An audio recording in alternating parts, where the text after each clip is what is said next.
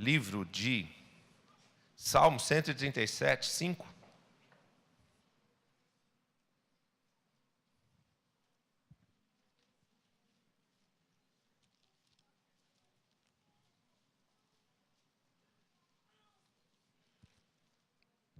Hoje nós vamos falar sobre a visão de Israel, sobre a visão de Jerusalém, sobre o amor que Deus tem por esta nação. E Deus vai nos abrir o entendimento, Deus vai nos levar a entendermos qual é a posição que nós cristãos devemos ter em relação ao povo de Israel. Olha, eu vou ler esse texto do versículo 1 até o 6. Diz assim: às margens do rio da Babilônia, nós nos assentávamos e chorávamos, lembrando-nos de Jerusalém. Nos salgueiros que lá havia, pendurávamos as nossas harpas, pois aqueles que nos levaram cativos nos pediam canções, e os nossos opressores, que fôssemos alegres, dizendo: entoai-nos alguns dos cânticos de Sião. Como, porém, haveríamos de entoar o canto do Senhor em terra estranha? Se eu de ti me esquecer, ó Jerusalém, que se resseque a minha mão direita, apegue-se-me a língua ao paladar, se não me lembrar de ti, se não preferir eu, Jerusalém, a minha maior alegria. Amém? Então, Salmo 137, de 1 a 6, diz que nos dias do cativeiro da Babilônia, estava lá o povo de Israel cativo na Babilônia, e os babilônios pediam que eles se alegrassem, que eles cantassem cânticos de Sião, que eles cantassem as músicas de Jerusalém, que são músicas sempre alegres. E eles diziam: como a gente pode entoar um cântico de Deus num lugar de opressão, num lugar de pecado, numa situação onde nós estamos oprimidos e cativos?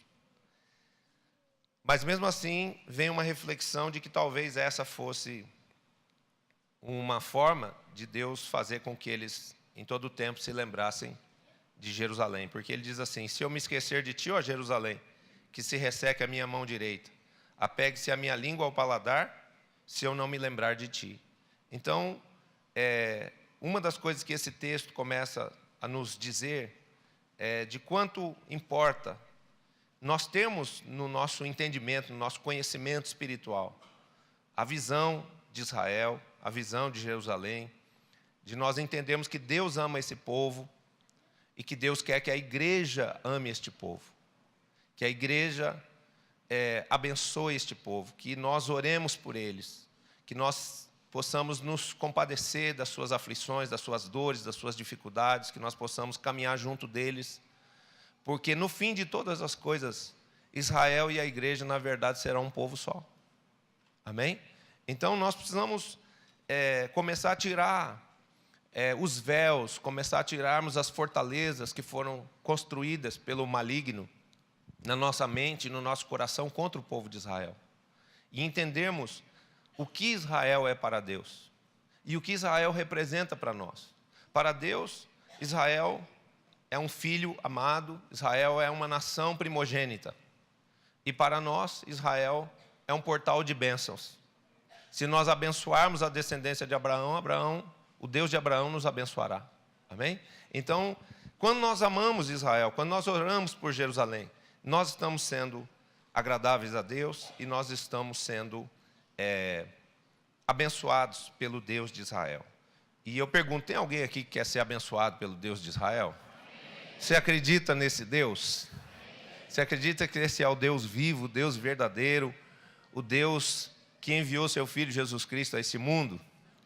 Então, creia na sua palavra e vamos estudar um pouquinho a palavra, porque eu vou tentar passar rapidamente aqui alguns conceitos muito importantes que eu sei que na vida de muitos aqui, muitos já têm esse conceito, já receberam essa revelação, vão ser reforçados nela, vão ser ampliados talvez, mas muitos vão ser tocados pelo Espírito Santo hoje de uma forma inusitada, e vão ter o seu entendimento aberto, vão receber uma revelação que não tinham tido ainda e vão aprender a amar Israel, vão entender o significado de orar por Israel, de ir até Israel, de consolar aquele povo e de abençoá-los também materialmente, ok? Então vamos lá. Deuteronômio 18, abra aí, Deuteronômio 18. Aproveite que você está com a Bíblia na mão e vamos nos exercitar em conhecer a Bíblia. Deuteronômio 18, versículo 9. Diz assim, ó: quando entrares na terra que o Senhor teu Deus te der, não aprenderás a fazer conforme as abominações daqueles povos. Versículo 14. Porque estas nações que hás de possuir ouvem os prognosticadores e os adivinhadores, porém a ti, o Senhor teu Deus, não permitiu tal coisa. O que é isso aqui? Deus estava dizendo para o povo de Israel: olha, vocês vão entrar na terra prometida. Eu estou preparando para vocês uma terra onde existem muitos povos que já estavam aí antes de vocês habitando. E esses povos, eles invocam os espíritos dos mortos, eles praticam adivinhação, eles têm uma porção de práticas espirituais que são práticas abomináveis a mim, como a feitiçaria, como o sacrifício aos deuses estranhos. Haviam povos ali que sacrificavam as crianças, os filhos, a um deus chamado Moloque, um falso deus chamado Moloque. E Deus diz para eles: olha, eles fazem tudo isso, mas vocês têm que se manter um povo santo, um povo separado, um povo que crê num único Deus, que nunca pediu esse tipo de sacrifício. Tem um texto onde Deus diz assim: nunca me passou pela cabeça isso, alguém queimar o seu filho no fogo em oferta a mim, né? Então, Deus diz isso, né, que não era para eles se misturarem com os povos pagãos, mas Israel fez isso. Apesar da exortação, Israel misturou-se àquelas nações. Eles não só assimilaram a cultura, como eles acabaram dando seus filhos em casamento, as filhas dos cananeus, dos jebuseus, dos ferezeus, de todos aqueles povos que já estavam ali. E isso trouxe para Israel uma contaminação. E com isso, muitas das características espirituais de Israel, né, foram alteradas. Israel, que era um povo que acreditava no único Deus vivo e verdadeiro, Adonai, o Criador, eles começaram a adorar a deuses estranhos. A gente vê aí a história, por exemplo, dessa influência na vida do rei Salomão, quando Salomão começou a fazer sacrifícios, a fazer oferendas a outros deuses. E isso lhe custou um prejuízo terrível, porque ele acabou perdendo o reino. Então, Israel sofreu muitas consequências negativas. E aí vieram o quê? Os cativeiros do Egito, da Babilônia e de Roma, né? Esse povo foi preso. Aqui a gente começou lendo o texto do Salmo 37, vendo que eles estavam presos na Babilônia. Num paralelo espiritual, a igreja de Jesus, ela também foi enviada às nações. E ela foi enviada para o meio de nações pagãs. Os apóstolos foram pregar em outros lugares. Foram pregar na Grécia, foram pregar em Roma, né, na Itália. Foram pregar em tantos lugares onde haviam também práticas espirituais contrárias à vontade de Deus, ou seja, havia idolatria. E o que aconteceu? Quando a igreja passou a conviver com essas nações, ela também assimilou as suas culturas. Ela também começou a perder parte da sua visão. Por quê? Porque ela deixou entrar dentro da igreja de Jesus, né? A igreja apostólica, a igreja santa, a igreja que Jesus tinha deixado como um modelo de uma igreja celular, no modelo dos 12, mas era uma igreja pura, íntegra, que acreditava em Deus tão somente, movia-se e alimentava-se e vivia tão somente do Espírito Santo, da palavra de Deus e do Espírito Santo. E de repente o que acontece? Quando eles vão para o meio das nações, as práticas pagãs começam a entrar na igreja, e entra na igreja a idolatria. Tanto é que hoje a gente vê o quê? Qual que é a maior questão aí com uma parte da igreja cristã, que são os católicos? A idolatria, né? A gente rejeita isso, não os católicos, não a pessoa dos católicos, mas a prática da idolatria. E a gente vê o quê? Que muitas vezes eles não enxergam a idolatria. Você pode pegar uma Bíblia católica onde está escrito que a idolatria é pecado e mostrar para eles. Mas eles não se convencem disso e continuam adorando a Maria, a Expedito, a Benedito, tantos santos aí tantos ídolos aí que confundem a fé das pessoas. Então, preste atenção nisso. O que a idolatria faz? O Salmo 115 diz que a idolatria rouba os sentidos. A idolatria, ela impede a visão, ela rouba a audição, ela tira o movimento das mãos, dos pés. O que diz no Salmo 115? Os ídolos têm olhos, mas não veem. Têm boca, mas não falam. Têm ouvidos, mas não ouvem. Suas mãos não apalpam, seus pés não andam. Tornem-se semelhantes a eles todos quantos os adoram e quantos neles confiam. Então, o que a idolatria faz? A idolatria, ela produz cegueira espiritual. Cegueira espiritual. Amém? E o que aconteceu com a igreja? A igreja perdeu a sua visão espiritual.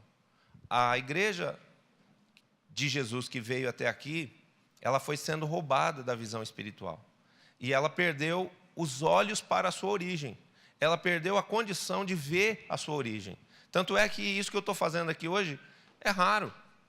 É difícil você entrar numa igreja cristã e ver pastores, ver ministros, apóstolos, falando sobre Israel. Imagina que eu estou dedicando um culto aqui hoje a falar sobre uma realidade tão distante de nós. Estou falando do povo de Israel. Mas ao mesmo tempo que ela é tão distante fisicamente, ela é tão próxima espiritualmente, porque você carrega uma Bíblia debaixo do seu braço, você vive com uma Bíblia no colo, lendo, que fala de Israel, que fala de Jerusalém o tempo todo, de Gênesis, Apocalipse. Por quê? Porque Deus ama este povo, porque Deus tem uma aliança com este povo, e nós devemos tê-la também. Por quê? Primeiro, para agradarmos a Deus. Segundo, para nós podermos receber as bênçãos que são decorrentes desse amor, dessa aliança, desse abençoar a descendência de Abraão. Amém? Olha o que diz aqui. Deus, né? Apesar da igreja ter perdido a visão espiritual para muitas coisas importantes, ou seja, ela perdeu parte da sua visão, da sua revelação, da sua força, Deus, que é restaurador e restituidor de todas as coisas, está nesse tempo profético, restituindo a visão à sua igreja. Veja que o mover sobre o qual nós estamos chama-se visão. Por quê? Porque essa cegueira espiritual que veio sobre o povo de Deus, Deus está removendo e está devolvendo o quê? A visão. Jesus não curou muitos cegos? Pois Ele está curando a nossa cegueira espiritual. Amém? E isso é algo maravilhoso. O Senhor está nos chamando de volta à nossa origem espiritual terrena, para que possamos recobrar toda a unção e as bênçãos perdidas. Amém? Vamos ver qual que é essa origem espiritual terrena aqui. Isaías 2, versículos 2 e 3. Se você quiser abrir aí, profeta Isaías, capítulo 2, versículos 2 e 3. Diz assim, ó: nos últimos dias acontecerá que um monte da casa do Senhor será estabelecido. Está falando de Israel. Se você for a Jerusalém, quando você for a Jerusalém, você vai ver que Israel está colocado sobre um monte, o Monte Sião. Acontecerá que o monte da casa do Senhor será estabelecido no cume dos montes e se elevará sobre os outeiros, e para ele afluirão todos os povos. Olha, o Brasil vai para lá, os Estados Unidos vai para lá, a Itália vai para lá, a Coreia vai para lá, o Egito vai para lá, né? Todas as nações vão subir a Sião. Irão muitas nações e dirão: vinde e subamos ao monte do Senhor e à casa do Deus de Jacó, para que nos ensine os seus caminhos e andemos pelas suas veredas, porque de Sião sairá a lei e a palavra do Senhor de Jerusalém. Amém? Então preste atenção. Aonde essa fé que existe no nosso espírito hoje, que nos faz acreditar no Deus de Israel, que nos faz acreditar no seu Filho Jesus Cristo, que nos faz acreditar que nós vamos morar no céu, numa cidade chamada Jerusalém Celestial. Aonde nasceu essa fé? Essa fé nasceu em Israel. De Israel saiu a fé. De Israel saiu a nossa paternidade na fé, que é Abraão. Foi dessa nação, foi desse povo que Deus tirou Abraão. dessa nação e deste povo de Israel saiu o nosso Senhor, o nosso Salvador, Jesus Cristo. Amém? Então, nós não podemos confundir a origem espiritual da fé que nós temos em nós mesmos, que é Israel, que é Jerusalém, não Roma.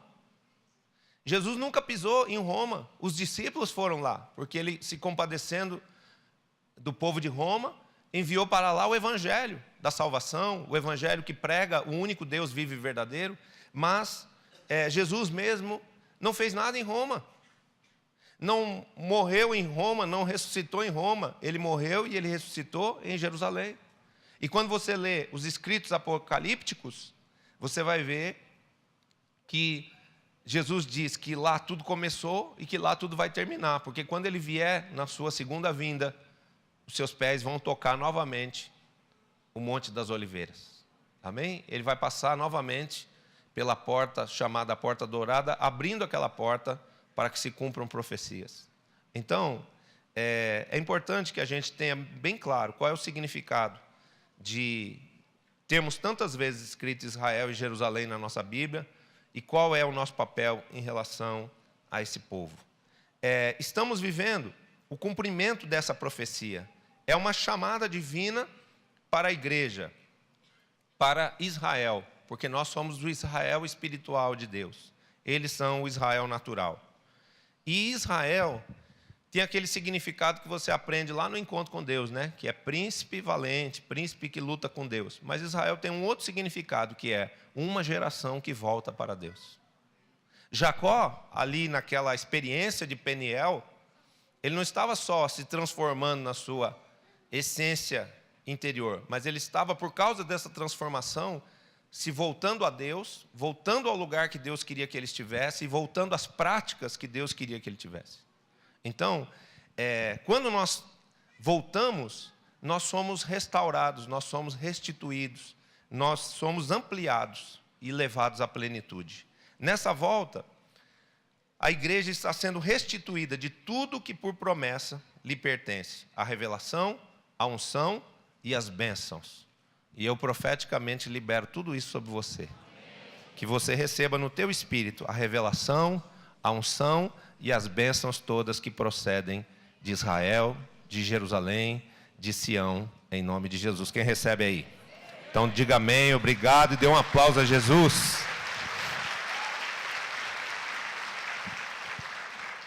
Para vivermos essa restituição, o primeiro passo é entendermos a relação de Deus com Israel. Deus ama a nação de Israel e quer que a sua igreja a ame também. Ouça isso. Eu não sei se você odeia o povo de Israel, porque tem gente que é ensinado na escola a odiar aquele povo. Tem gente que, por formação às vezes familiar, ouve os pais desde pequeno falando que o povo de Israel é um povo mau. É verdade. Existe um espírito e uma filosofia antissemítica. Existe um espírito que ensina muitas vezes, lá no território de Israel, por exemplo, as crianças, filhas do povo árabe, já são criados com ódio de Israel. Nunca uma criança árabe fez nada, uma criança israelense fez nada para uma criança árabe. Porque eles nem convivem, eles não estudam juntos nas mesmas escolas, a não ser em Jerusalém. Em Jerusalém, alguns lugares de Israel, isso acontece. Mas além das fronteiras, isso não acontece. E essas crianças que nunca conviveram com uma criança israelense já têm incutido no seu coração o ódio contra Israel. E os pais ensinam: pega uma pedra e taca na cerca, taca no muro, taca no judeu. Né? Por quê?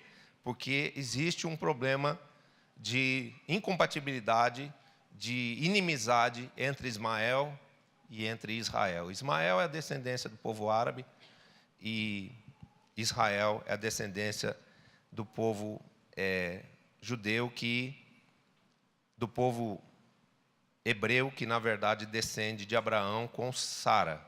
Ismael é a descendência de Abraão com Agar, amém? A egípcia.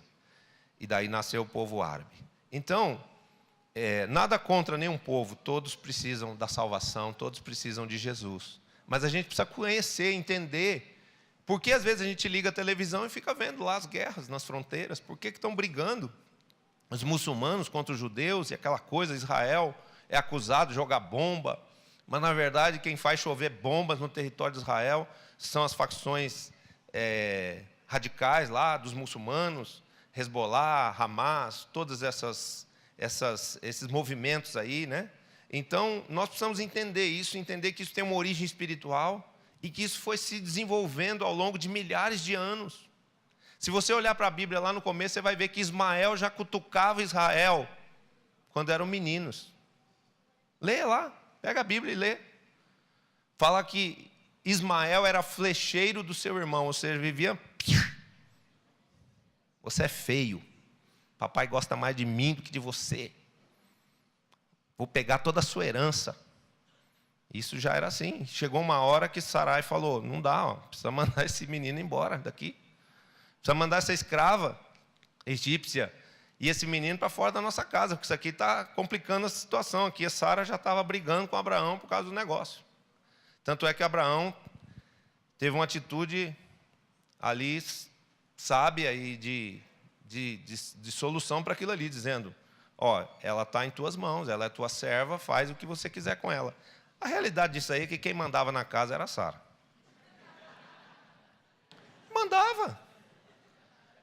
Mandou ele dormir com a empregada, ele obedeceu, gente. Leia a história. Isso foi uma deformidade espiritual e emocional que Deus curou na vida de Abraão depois. O ensinou a ser cabeça, o ensinou a ter domínio espiritual do seu lar. Amém? Não dá para a gente fluir e governar a casa de Deus se primeiro a gente não mandar na nossa casa. A Bíblia é muito clara nisso aí. E isso foi uma das curas que Deus precisou fazer na vida de Abraão. Então preste atenção. Vamos lá. Para vivermos isso, o primeiro passo é entendermos a relação de Deus com Israel. Deus ama a nação de Israel e quer que você, a igreja, ame também essa nação. Em Êxodo 4:22, o Senhor diz assim, presta atenção. Êxodo 4:22, é a história lá de Moisés saindo do Egito. Deus disse para Faraó, Israel é meu filho, meu primogênito. Se você quiser acompanhar aí, Êxodo 4:22. Israel é meu filho, meu primogênito. Se recusares deixar ir o meu filho, o que estava acontecendo? Israel estava preso lá, né? Se recusares deixar ir o meu filho para que me sirva, eu matarei o teu primogênito. Então o que aconteceu com o povo do Egito? Morreram todos os primogênitos. A dureza de coração de Faraó, assolando o povo de Israel, dominando por séculos, né? Porque era uma descendência de faraós, que há 430 anos oprimiu o povo de Israel. Ontem mesmo estava vendo uma reportagem lá sobre Israel, sobre Egito, e vendo lá as pirâmides.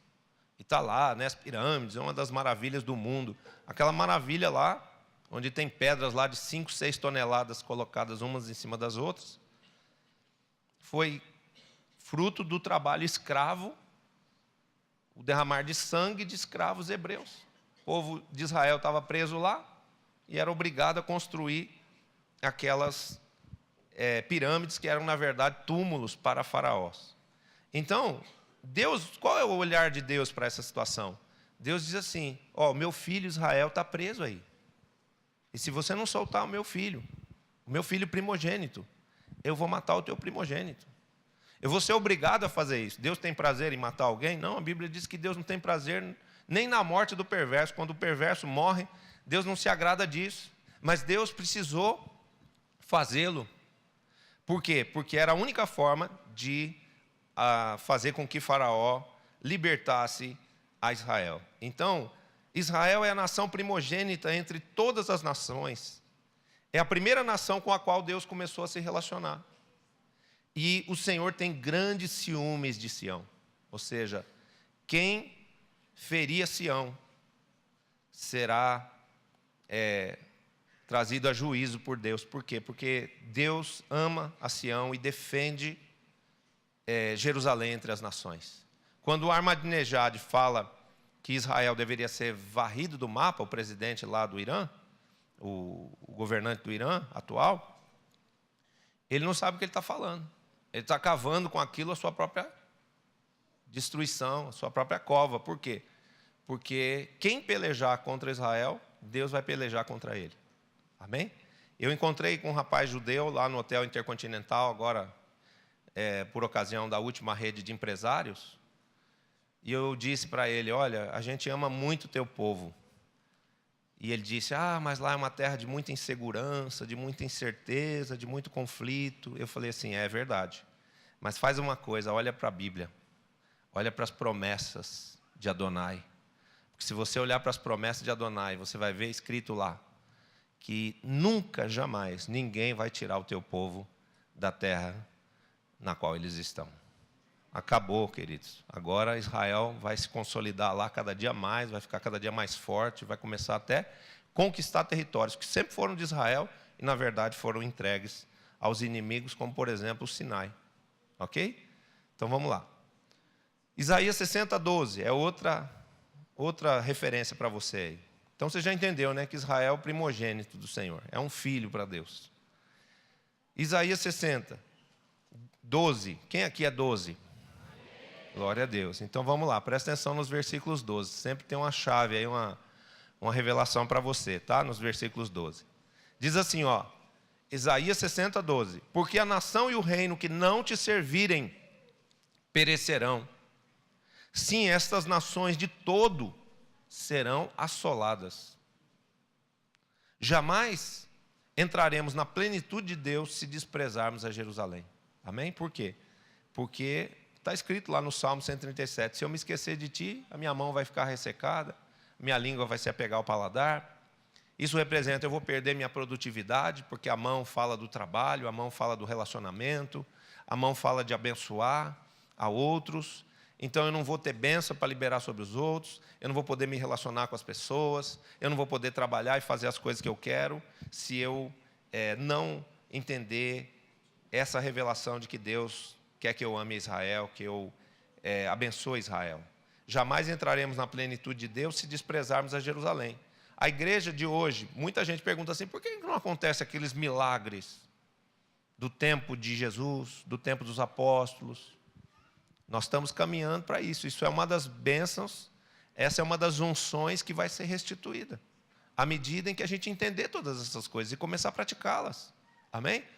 E plenitude é isso, nós sermos superabundantes em todas as áreas da nossa vida. Então, através do resgate dessa revelação, Deus vai começar a fortalecer muito a nossa vida espiritual, a nossa estrutura emocional. Deus vai restaurar as famílias. Deus vai fazer a igreja falar uma só linguagem, ser unida, parar com esse negócio de um reino particular, dessa denominação, daquela denominação. As pessoas discutirem se são batistas, se são presbiterianos, se são pentecostais, como se estivesse discutindo time de futebol. Isso tudo vai acabar. Amém? Salmo 132, 13 é a terceira referência para você entender o amor, o relacionamento de Deus com Israel. Diz assim, pois o Senhor escolheu a Sião, preferiu-a por sua morada. Olha isso, olha o que Deus está falando no Salmo 132 sobre Jerusalém. Pois o Senhor escolheu a Sião, preferiu-a por sua morada. Este é para sempre o lugar do meu repouso. Aqui habitarei, pois o preferi. Deus mora lá. Mas Ele não mora em todo lugar? Sim, o nosso Deus é onisciente, onipresente, onipotente. Mas Ele está colocando aqui a expressão de quanto Ele ama aquela cidade. Dizendo, meu espírito tem prazer de estar aqui. E quando você vai a Sião, você sempre quer voltar lá. Por quê? Você sente que você está voltando para a casa do Pai. Quando você vai a Jerusalém, você sente a presença de Deus. É que nem o encontro com Deus.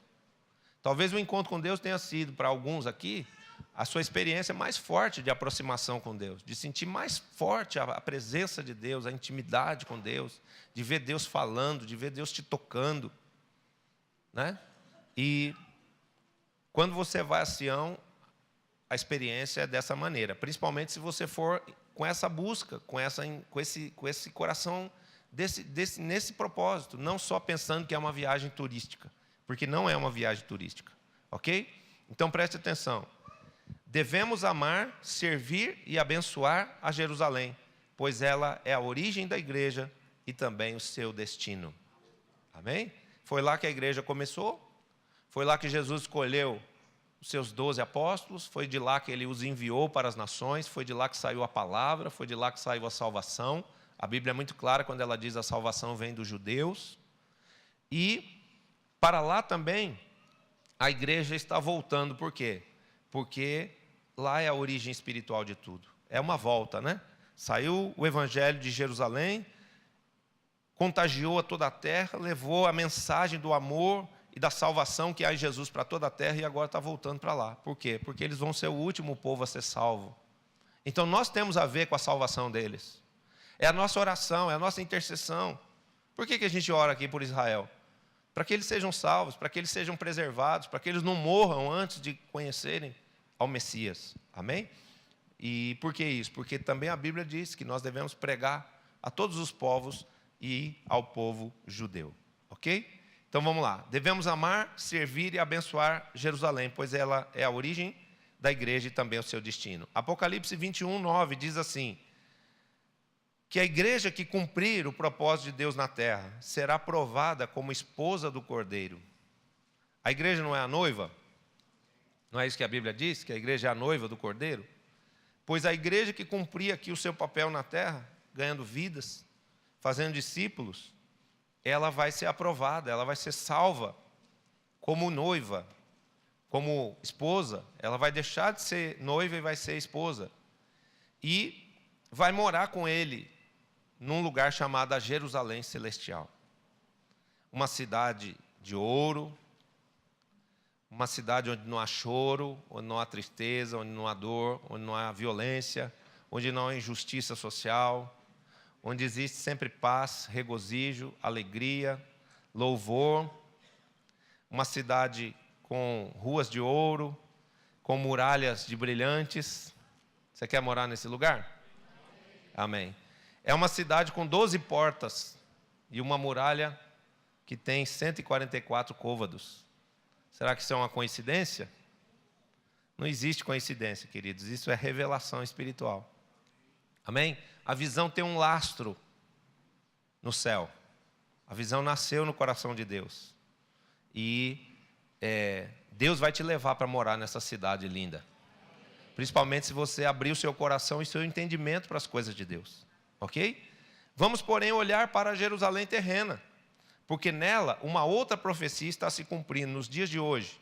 Que é, Israel está voltando dos 4 cantos da terra para habitar na sua própria terra. Isaías 43, 6 diz assim: direi ao norte entrega e ao sul não retenhas. Trazei meus filhos de longe e minhas filhas das extremidades da terra. Num paralelo espiritual, Israel está voltando para casa e a igreja também. E qual é a importância dessa volta? Eu vou te falar. À medida em que retornamos para Sião, voltamos os nossos olhos para Jerusalém, começamos a entender as coisas espiritualmente, que lá são feitas, ou que foram feitas, nós começamos a resgatar a essência, a fecundidade e a força da igreja de Atos. Amém? Que era o quê? Uma igreja em células no modelo dos 12. Então, quando a gente olha para Sião, a gente está olhando para Jesus, a gente está olhando para o modelo dos 12, a gente está olhando para um modelo de discipulado. Isso está vivo lá até hoje, não morreu não. Essas raízes, esses princípios que formam um estilo de vida de um povo, é o que preservou eles durante todos esses séculos, de toda a destruição, de toda a perseguição que veio contra eles.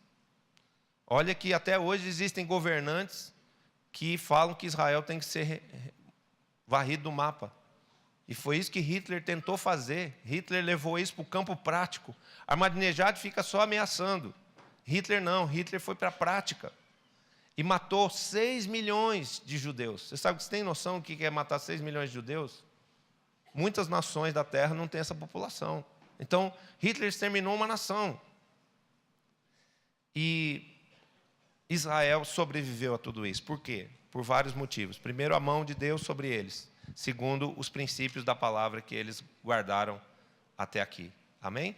Agora, eles foram dispersos por toda a terra. Você vê, quando você estuda um pouquinho da história da Segunda Guerra Mundial, você vai ver que o povo judeu foi esparramado por todas as nações. Né? Tem judeu aqui no Brasil, tinha judeu lá na Polônia, judeu na União Soviética, nos Estados Unidos, em tantos lugares. Né? Eles fugiram da morte, eles fugiram da guerra, né? E Deus os espalhou. Mas agora existe uma promessa de que Deus iria levá-los de volta para habitarem na sua própria terra. Amém? Então, isso está acontecendo hoje. Quando você vai a Sião, você vê que Jerusalém é um canteiro de obras. Estão construindo casas. Se o pastor Marco Aurélio tivesse com uma filial da São Paulo Locadora lá, locadora de máquinas, ia ficar milionário. Por quê? Porque, meu Deus, tem muita obra lá. Tem muita obra. E por que são essas obras? É Deus criando espaço, criando lugar, criando habitações para o seu povo voltar. Porque Ele disse para o norte entregar, Ele disse para o sul não reter, Ele disse para os filhos e as filhas virem dos quatro cantos da terra. Então Israel está voltando para o seu território e a igreja está voltando para a sua origem espiritual. Amém? Isso mostra mais uma vez que nós somos um povo que vive um paralelo espiritual. E essa volta, ela nos restitui a essência, a fecundidade, os princípios e a unção que havia na igreja de Atos. Então a igreja vai se santificando, a igreja vai tendo a sua revelação ampliada, a igreja vai crescendo na unção. Ok? Esse resgate se dá em 3 áreas que identificam a visão celular no modelo dos 12 como uma visão contida na visão de Israel. Apóstolo, mas o senhor fala tanto da visão dos 12, não dá para a gente ficar com uma visão só, para ficar mais fácil de entender? Não, é a mesma, uma está contida dentro da outra. Se entender a visão de Israel, você vai entender plenamente a dos 12. Amém? Porque foi lá que tudo isso começou e é lá que tudo isso tem a sua explicação. Então, primeira área de resgate, a fé. A fé. A genuína fé é aquela que se apoia nos princípios da palavra de Deus. Tem pessoas que criam a sua maneira de crer. Tem gente que fala, eu creio do meu jeito, eu dou culto do meu jeito, eu oro do meu jeito, eu faço do meu jeito. Tudo bem, mas Deus tem o jeito dele fazer as coisas. E quando eu entendo isso, é que essa fé que Deus me ensina é respaldada também por Ele e começa a produzir resultados. Então, se você quer os resultados prometidos na palavra de Deus, não fique fazendo a fé, a religião, a comunhão com Deus da sua maneira. Faça a maneira de Deus. E uma das coisas que está envolvida na maneira de Deus é nós amarmos Israel, é nós entendermos a nossa relação com esse povo. Amém? Vivemos a visão de Israel, abre o nosso entendimento, remove os véus dos nossos olhos espirituais, nos dando acesso a um nível mais profundo de revelação, que é o selo de autoridade. Você ouvir a Deus, você entender a Deus, representa você ganhar autoridade, você ter autoridade. Moisés era o homem que tinha mais autoridade no Velho Testamento. Por quê? Deus disse. Ele disse, com todos esses profetas que estão aí, inclusive Miriam, irmã dele, eu falo por visões, eu falo por sonhos, eu falo por revelações. Mas com o meu servo Moisés, eu falo boca a boca. Eu falo face a face. Então Moisés era o homem com o maior nível de revelação, de entendimento espiritual da vontade de Deus. E por causa disso, ele era o homem que tinha mais autoridade, ele governou 3 milhões de pessoas. Ok? Então, vamos lá.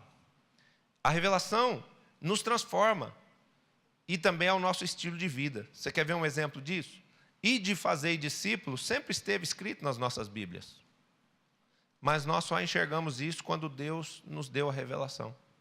Amém? Queridos, a vida inteira, eu já era pastor, eu fui anos pastor antes da visão chegar.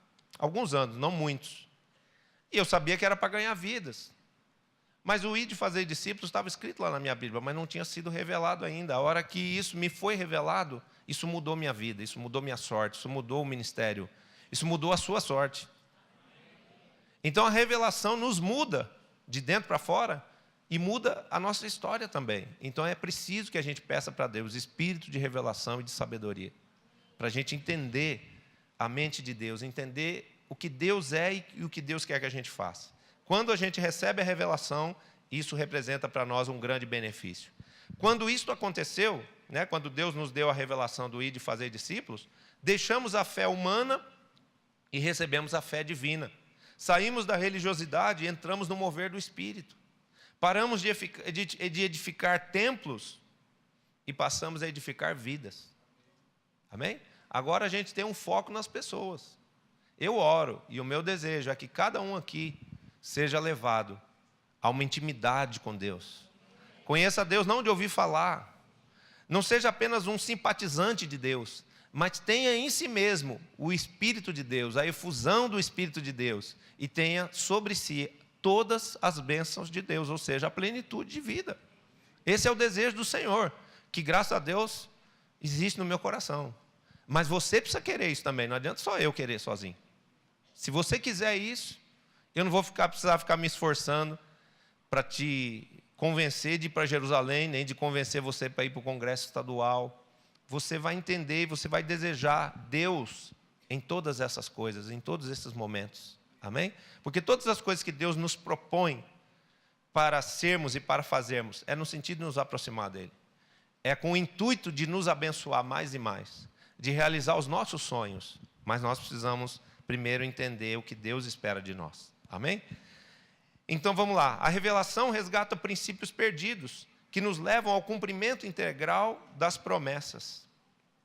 A obediência ao ID de Jesus atrai as bênçãos decorrentes da obediência, prometidas em Deuteronômio 28. Vou traduzir para você isso aqui. Ir e fazer discípulos é um ato de obediência. Quando você se determina a buscar isso, a querer isso para a sua vida, você começa a se preocupar com outros, você começa a trabalhar pela salvação e pela consolidação de outros, você está agradando a Deus, você está obedecendo a Deus na sua ordenança, no seu mandamento. E quando você obedece a Deus, você entra no direito de posse das bênçãos. Porque lá em Deuteronômio 28 está escrito que todas as bênçãos, elas são para aquelas pessoas que obedecem. Então, primeira coisa antes de eu obedecer é eu entender a ordem. E quando eu entendo a ordem e obedeço, pronto, a bênção virá e me alcançará. Amém? Israel não tem ainda uma experiência de nascer de novo, mas é sustentado pelos princípios da palavra que guarda. Amém? Olha que interessante isso. Vou resumir esse capítulo, esse texto da fé aqui, que eu já estou tá perto de terminar. O primeiro item já foi. A fé. A verdadeira fé, querido, não é a fé humana, não é a fé natural, não é a fé em você mesmo, não é a fé na força do seu braço, no dinheiro que está guardado lá na poupança, não. A verdadeira fé é a fé em Deus e na sua palavra. Quando eu creio em Jesus, quando eu creio na palavra e eu vivo a palavra, eu estou vivendo a verdadeira fé e ela vai trazer para mim verdadeiros resultados. Resultados práticos, de transformação, de mudança, de melhora de vida. Quem quer que a sua vida melhore? Então apoie a sua fé na palavra de Deus. Coloque a sua fé em Jesus, coloque a sua fé nos mandamentos, obedeça os mandamentos, pratique aquilo que Deus quer, porque isso é o que vai consolidar a sua vida, manter você aliançado com Deus e vai trazer sobre a sua vida grandes benefícios. Israel é um povo que, por tudo que já sofreu, devia ser um povo pobre, miserável, né? Sem terra, igual tá lá os palestinos, coitados. Ficam lá sofrendo. Sofreram muito menos que Israel e estão lá numa miséria, numa dependência total, sem terra, sem dignidade, um sofrimento terrível, né? Mas Israel não. Israel superou tudo isso.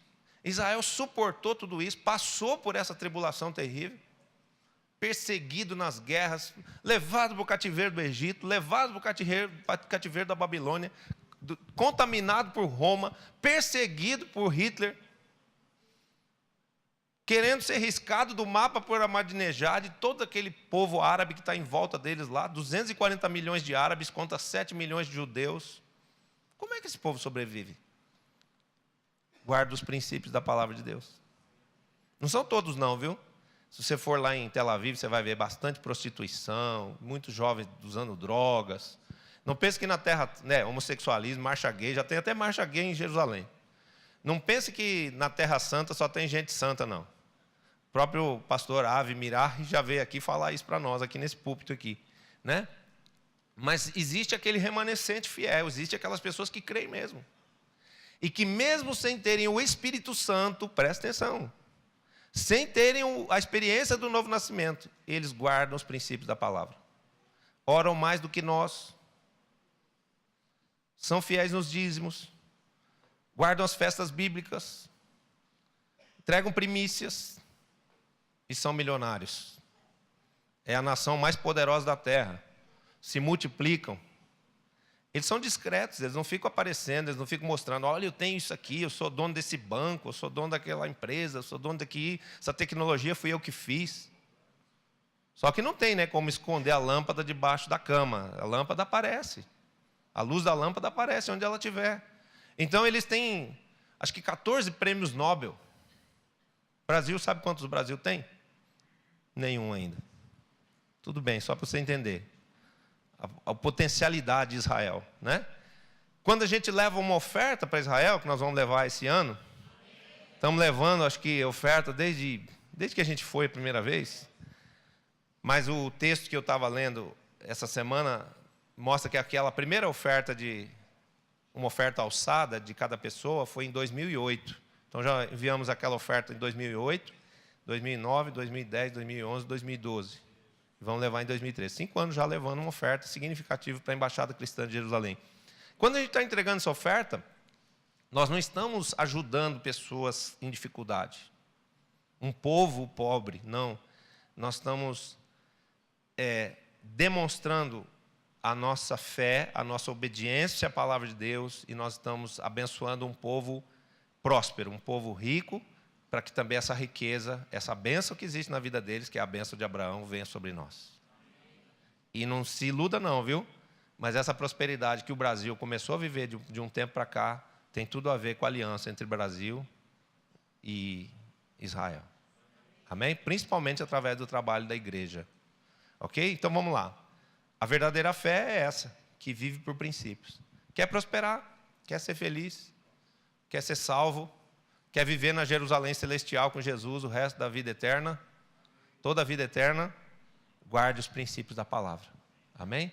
Abra o seu coração e a sua mente para entender os princípios de Deus e ponha esses princípios como seu estilo de vida. Segunda área de resgate, a família, a célula principal.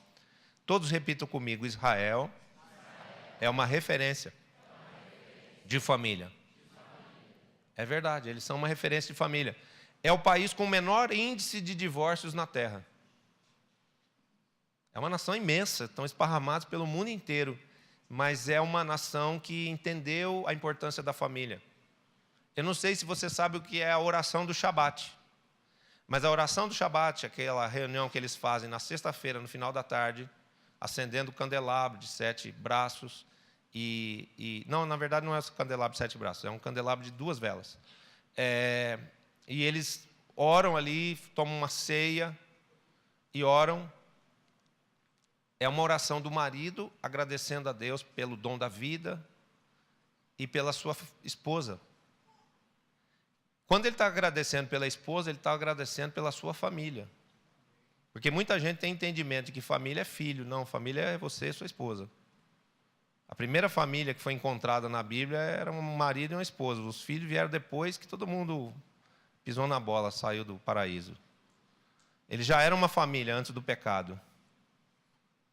A família vem antes do pecado. A família vem antes da igreja. E a família não é você e seus filhos. A sua família é você e seu marido, você e sua esposa. Amém? Então, Israel entendeu essa importância da família e preserva isso. Israel, ao longo dos séculos, foi preservado da sua dispersão e do seu massacre por conservar 2 características. A primeira, a sua relação com o Deus único. Eles são um povo de religião monoteísta, acreditam num único Deus. Não é que nem a Índia aí, que tem não sei quantos milhões de deuses. Aquilo lá é um pouco de exagero, tá, queridos? Aquele negócio de 330 milhões, não existe isso aí. Não existe isso. Tem muito Deus lá, mas não é tanto milhões, não. Não tem nem isso aí de gente lá, quanto mais de Deus. Ainda mais porque esse tipo de Deus aí precisa de gente para poder existir. Né? Porque é gente que inventa esse monte de Deus aí. Segundo aspecto, a primeira coisa é a relação com o Deus único. Segundo, a relação através da célula familiar. Olha a figura do Shabat.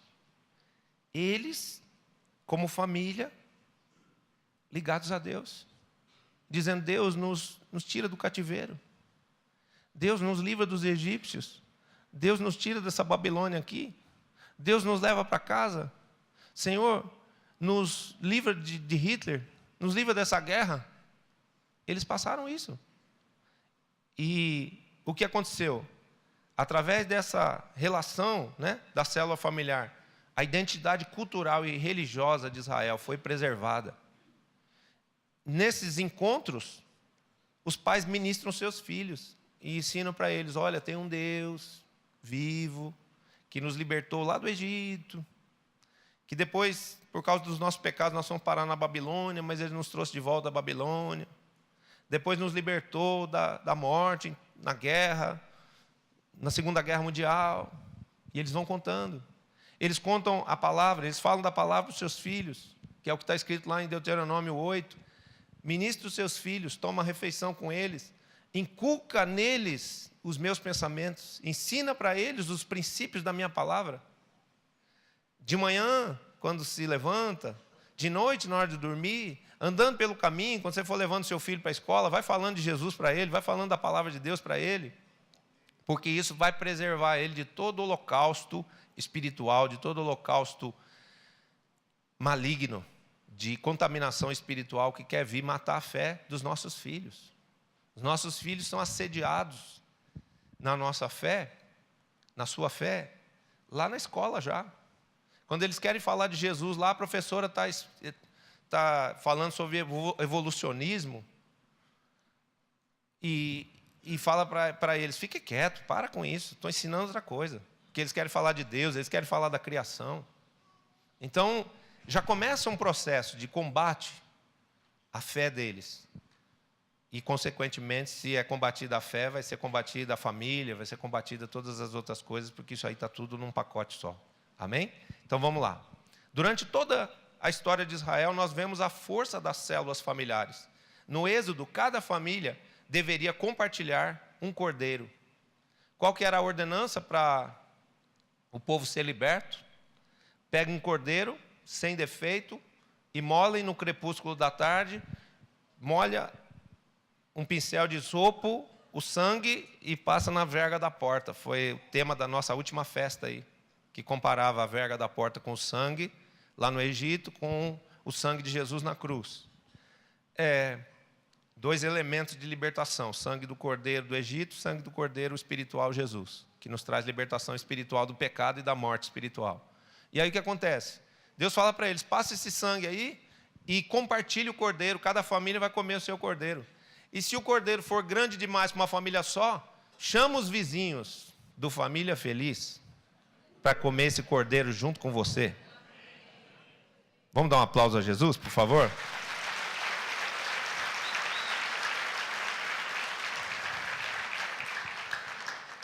Então, o que a gente faz na célula? A gente pega o cordeiro, olha o cordeiro aqui. Olha o verbo da vida que estava com Deus e que veio aqui. Jesus é a palavra. Aqui está o cordeiro. Ó. É essa palavra aqui que a gente compartilha nas células toda quinta-feira. É essa palavra aqui que a gente leva lá no Família Feliz. É esse cordeiro que a gente chama as famílias vizinhas das células, do Família Feliz, nossos amigos, nossos parentes, para compartilhar. Para quê? Para que haja libertação espiritual. Amém? Então, quando você olha para Êxodo, você já vê uma alusão profética das células de hoje. Por quê? Porque o inimigo das nossas vidas, Satanás, sabe que pela importância da família no projeto de Deus, a família, ele busca desestabilizá-la. Mas por intermédio de Abraão, o patriarca de Israel, a bênção do Senhor está determinada sobre todas as famílias da terra. Amém? Durante toda a história, né, no processo, Deus foi trabalhando com famílias. Começou lá com a família de Adão e Eva, depois pegou a família de Noé, depois pegou a família de Moisés, depois pegou a família de Josué, e veio vindo, trabalhando com essas famílias, para que essas famílias ministrassem a fé, para que essas famílias governassem. E isso foi o que preservou Israel em toda essa trajetória. Em toda incursão administrativa de Israel estavam envolvidos na liderança os chefes de famílias e as suas casas. Quando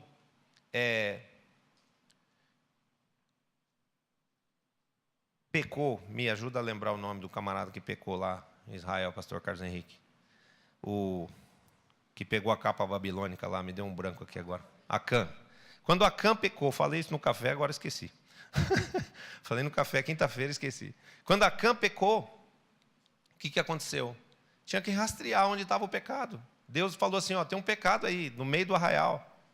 E aí foram pelas famílias. Foram rastreando, família em família.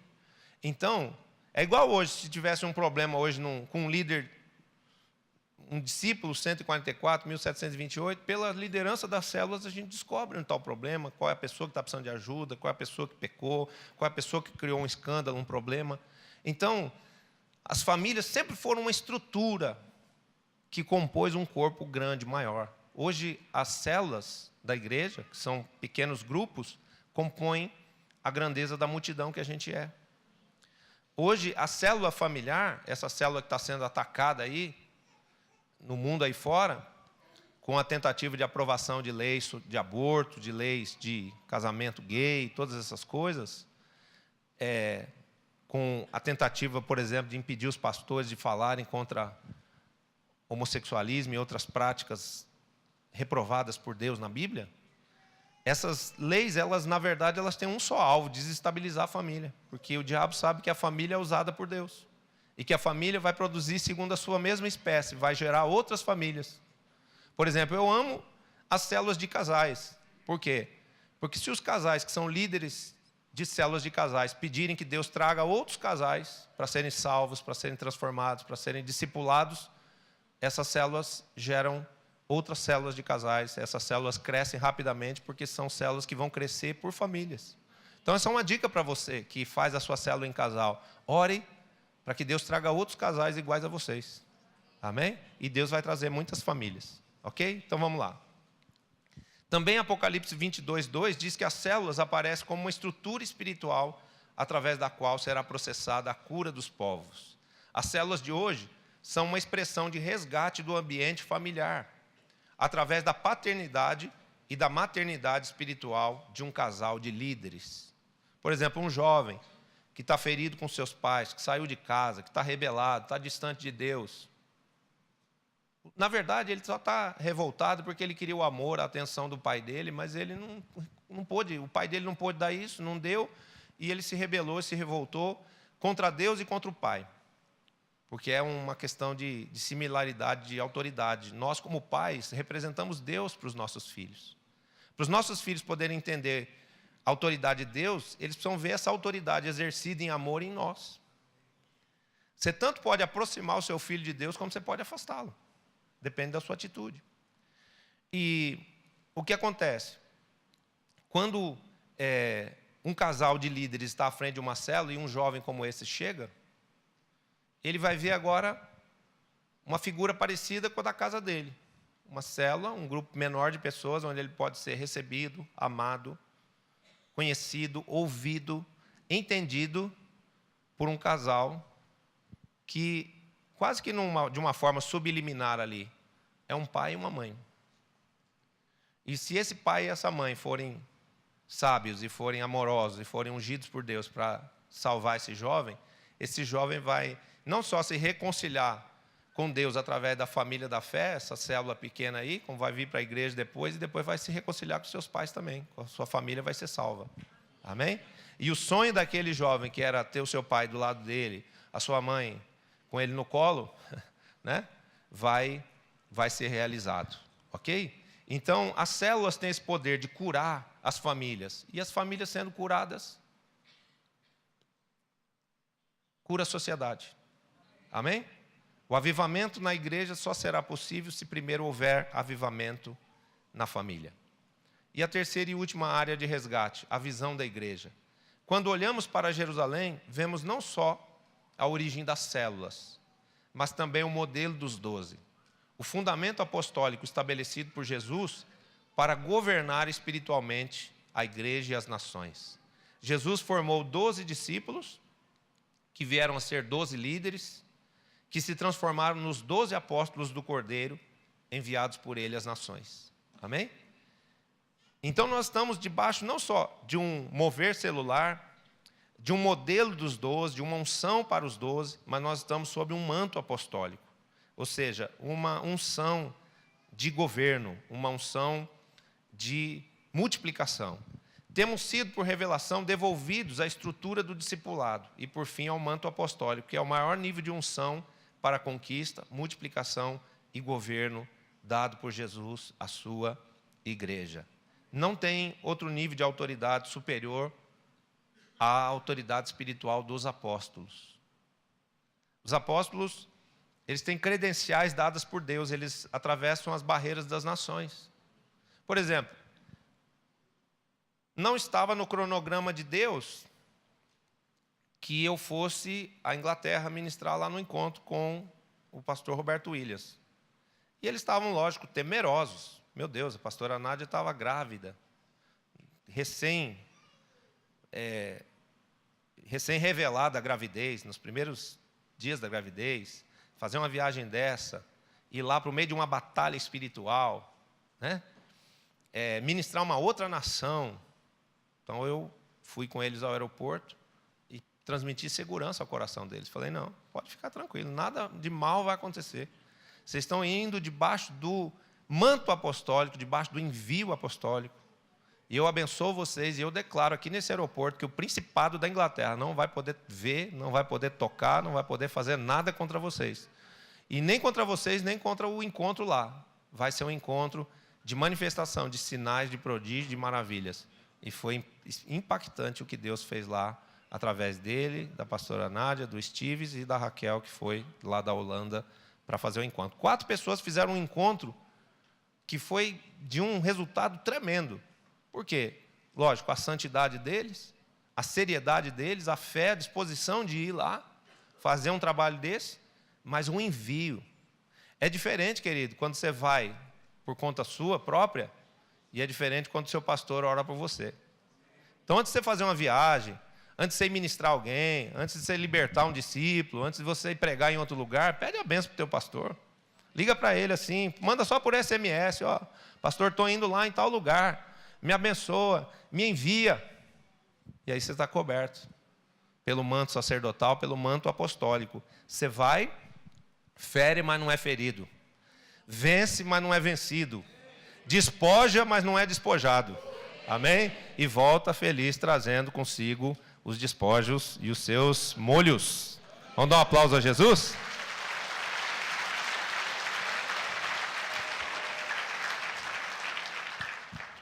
Então, esse é o manto apostólico. E isso procede de Jerusalém, porque foi lá que ele ungiu 12 pastores. Foi isso? Jesus ungiu 12 pastores? Não, ele ungiu 12 apóstolos. Amém? Então foi lá em Jerusalém que os 12 apóstolos foram ungidos e foram enviados para as nações para depois gerarem outros apóstolos. Se você ouviu dizendo assim que não tem mais esse negócio de apóstolo, hoje em dia isso aí é vaidade, isso aí é... Não dê ouvido a essa conversa, que isso é coisa do maligno, só para confundir sua fé, só para tirar você de perto de mim. O inimigo sabe que você ficar perto de mim, você vai ser restaurado, transformado, abençoado, alimentado com revelação, com ensino da palavra. Você não vai ser um crente ignorante desse que anda por aí, que não sabe nem o que é Bíblia, o que é tabernáculo, o que é diáspora, o que é Jerusalém, o que é nada. Né? É impressionante, queridos, que tem muita gente salva aí, mas está salvo numa completa ignorância. Não entende nada da palavra, não conhece nada, porque não tem revelação. E porque não tem revelação, não tem ensino. Lá em Malaquias, Deus exorta, repreende o sacerdote. Porque fala, o sacerdote desprezou o conhecimento, parou de estudar, parou de se aprofundar, parou de buscar revelação e pior, parou de ensinar o povo. Então o povo ficou na ignorância. E por causa disso o povo sofre, porque o meu povo está sofrendo, porque lhe falta o conhecimento. Graças a Deus, El Shaddai é uma igreja que se preocupa com isso. Ensinar. Tem alimento, tem ensino, tem revelação, tem conhecimento bíblico transmitido para vocês. E é só para a glória de Jesus e pela misericórdia de Deus e pelo poder do Espírito Santo, porque eu não fiz teologia. Mas eu sei que eu sei mais de Bíblia do que muito teólogo que tem por aí. Por quê? Porque eu não olho para a Bíblia só do ponto de vista do conhecimento. Eu olho a Bíblia como um manual de diretrizes práticas que eu tenho que adotar na minha vida. Está cheio de teólogos aí que são diplomados como doutores em divindade, mas eles nunca ganharam uma vida para Deus. Eles não sabem o que representa fazer discípulos. Por quê? Porque revelação a gente não consegue com muito estudo, a gente consegue com intimidade com Deus. Revelação a gente consegue quando a gente tem um coração humilde diante de Deus e depende do Espírito Santo. Amém? Então, receba esse ensino sobre Israel, para você entender a relação de Deus com esse povo e você se beneficiar disso. Porque na visão de Israel tem bênçãos de vida, de paz, de prosperidade, de crescimento, de multiplicação e de governo. Amém? Eu vou liberar aí como palavra de célula, nesse período, aquele estudo antigo que fala sobre as 7 bênçãos de Sião, porque ele é muito bom. Eu fiquei até em dúvida qual que eu ia usar. Mas eu falei, não, vamos dar comida nova para o povo, não vamos dar pão velho, não. Pão velho a gente dá na célula lá, que é só para reforçar a comida nova que está aqui. Então, vamos lá. Temos sido, por revelação, devolvidos à estrutura do discipulado. E, por fim, ao manto apostólico, que é o maior nível de unção para a conquista, multiplicação e governo dado por Jesus à sua igreja. Preste atenção. Quem ama Israel de verdade, governa com Deus. Vamos repetir isso? Diga comigo. Quem ama Israel? Quem abençoa Jerusalém? Governa com Deus. Reflita comigo. Quem era alguns anos atrás? René de Araújo Terra Nova. Um pastor ilustre e desconhecido de Serrinha, na Bahia. Nem conhecia o pastor, nem conhecia a serrinha dele. Ninguém conhecia essa serrinha. Onde é que era essa serrinha? Não sei. Né? Porque é uma cidadezinha lá na Bahia. Pequenininha. Um homem desconhecido. Mas ele recebeu de Deus um chamado. Recebeu de Deus uma unção. Recebeu de Deus um manto apostólico. E recebeu de Deus uma visão, que não foi só a visão dos 12, foi a visão de Israel. O apóstolo René é amante de Sião. O apóstolo René é um homem que trabalha por Jerusalém. E o que acontece? O fato dele amar Israel, o fato dele trabalhar por Israel, o põe numa posição de autoridade, numa posição de liderança. Ele fala o meu êxito, o meu sucesso, a minha multiplicação, o nível de revelação que eu tenho, a unção que Deus me deu, os frutos, que são 6 milhões de pessoas hoje debaixo da cobertura dele no Brasil. Isso não veio da visão em células no modelo dos 12, isso veio por eu amar Israel. Isso veio por eu ter uma aliança com Israel. E é verdade, ele passou isso para nós. E você vê o meu caso, a minha vida, né? Hoje eu vejo assim, eu fico preocupado, porque eu falo, meu Deus, que peso de responsabilidade está sobre mim. Sou líder de um ministério como a Igreja El Shaddai, que tem 18 igrejas no Brasil. É uma responsabilidade isso aí, queridos. Se mantém em santidade, se mantém fazendo as coisas corretamente, administrando tantas mentes, tantas cabeças, tantas pessoas em lugares distintos, distantes, entendeu? Fazer isso funcionar, porque a gente não quer a derrota, a gente não quer o decréscimo, nós queremos o crescimento, a conquista, a felicidade, a plenitude dos nossos 10 mil discípulos hoje. Quando você olha a Igreja El Shaddai não é só isso aqui. A Igreja El Shaddai são 10 mil discípulos esparramados no Brasil e já fora do Brasil. Então, é uma família que Deus tem abençoado. Mas a nossa aliança com Israel foi concedida por Deus e foi guardada desde o princípio, todos os anos. Desde 1999, nós nunca paramos de ir a Jerusalém. Nós nunca deixamos de orar por aquele povo, nós nunca deixamos de levar uma oferta para eles todos os anos. Abençoamos os rabinos messiânicos, abençoamos os pastores que lá estão. O ano de 2011, eu, o pastor Roberto, a pastora Nádia, fomos a Tel Aviv pregar lá sobre a visão para 8 pastores que queriam conhecer sobre a visão. Então é um esforço para realmente abençoar aquela nação, aquele povo. E Deus vê isso, se agrada de nós e tem nos abençoado. Tem nos multiplicado, tem nos prosperado, está nos dando uma casa maior, um lugar melhor para a gente se congregar, está nos multiplicando em número de igrejas e está nos colocando sempre numa posição de governo. Sou líder num ministério como esse, sou líder numa regional que tem mais de 20 mil discípulos, a Regional Grande São Paulo, e sou líder do estadual. Sou líder, coordenador da visão no estado. Sou diretor da Embaixada Cristã de Jerusalém. Não estou falando isso para dizer que eu sou muita coisa, não sou nada não, tá? Sem Jesus, você só tirar a unção aqui, sobra pouco ou quase nada, né? Mas estou dizendo isso, que essa é uma autoridade, é um cumprimento de uma palavra que diz: eis que eu te porei por cabeça e não por cauda, estarás em cima e não embaixo. Então, quem ama Israel recebe uma unção de governo. Quem ama Israel é colocado por cabeça. Vai ser líder, vai ser modelo, vai ser referência, vai estar em cima e não embaixo. E a Bíblia diz para nós não removermos os marcos antigos, ou seja, não esqueça do seu passado. Não esqueça da sua origem. Não esqueça de onde você saiu, porque isso pode ser tropeço para a sua vida espiritual. E em se tratando de não removermos os marcos antigos, Israel é o marco inicial. Foi lá que tudo começou e é lá que tudo também vai terminar. Quando o Israel natural e o Israel espiritual, Israel e a igreja, forem um só povo. Se você ler a Batalha do Armagedon aqui, você vai ver que o povo de Israel vai estar lutando junto dos cristãos, junto dos santos, contra o anticristo. Ok? Há 3 maneiras de nós demonstrarmos verdadeiramente nosso amor por Israel. Primeiro, Salmo 122, 6. Orai pela paz de Jerusalém. Sejam prósperos aqueles que te amam. Veja que amar Israel traz sobre nós uma bênção de prosperidade.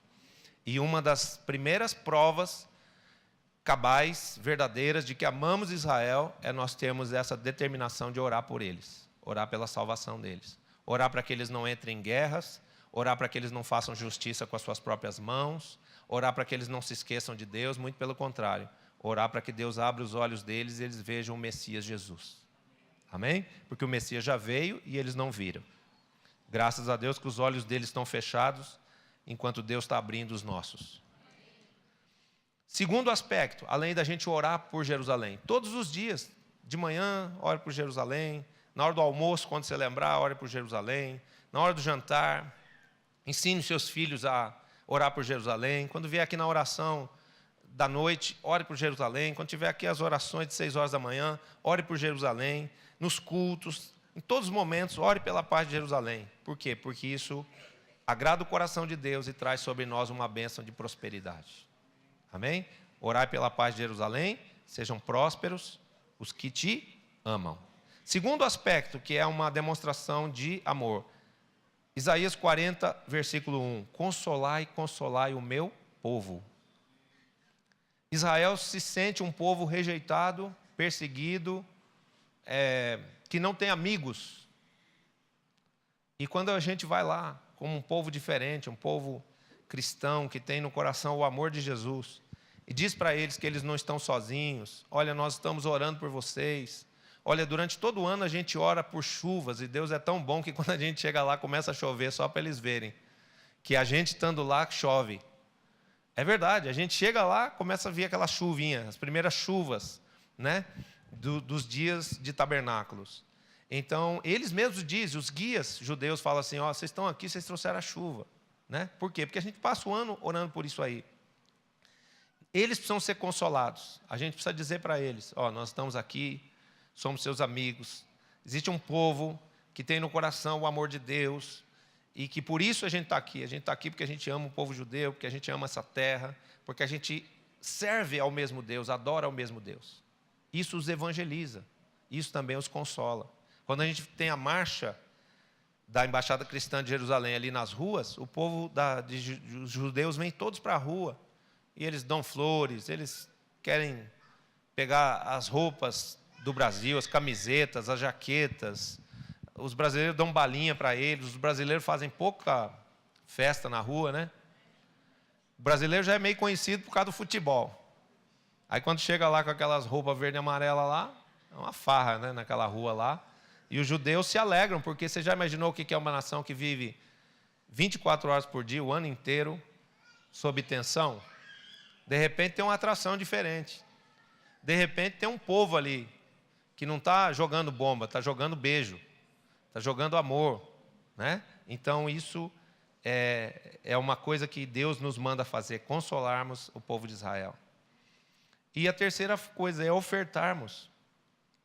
Gênesis 12:3 diz: Abraão, eu vou te abençoar com todas essas bênçãos aqui. E eu vou abençoar não só você, mas eu vou abençoar os que te abençoarem. Então, Abraão e a descendência dele, isso está escrito em Gênesis 12 e em Gênesis 22. É um portal de bênçãos para as nações. Quem abençoa o povo de Israel está semeando num terreno fértil. E nós estamos ministrando, como eu falei, não uma oferta de misericórdia, uma oferta de compaixão, não é uma esmola ensinada por Roma para nós. É uma oferta de honra. É uma ministração de uma oferta na vida de uma nação que é sacerdotisa sobre nós. Isaías, capítulo 60. Estrangeiros apacentarão os vossos rebanhos, estranhos serão os vossos vinhateiros, mas vós sereis chamados ministros do nosso Deus. Então, o povo de Israel é uma nação sacerdotal que nos cobre, que nos abençoa. Nos abençoou com a fé, nos abençoou com a palavra, nos abençoou com o Salvador Jesus. E em gratidão por tudo que eles são e por tudo que eles fizeram pelas nações de toda a terra, nós vamos semear na vida deles. Essa oferta vai para quem? Para gente rica? Não, vai abençoar a gente pobre, porque a Embaixada Cristã de Jerusalém, ela faz um trabalho social repatriando os judeus que estão em dificuldade, que estão ainda voltando das nações. Então a gente está fazendo essa profecia de Isaías 43 se cumprir, financiando, através de uma pequena oferta, a bênção de casa, a bênção de dignidade, de remédio, de socorro, de comida e de evangelização para essas pessoas que vêm de fora. A embaixada dá todo o suporte social para eles e nessa atitude de amor fala de Jesus. Prega o Messias Jesus para eles. E muitos na festa lá se convertem, aceitam Jesus. Ok? Então, eu quero te estimular a amar Israel, a orar pela paz de Jerusalém, a subir conosco a Sião, sonhe com isso, deseje isso. Não é nada impossível.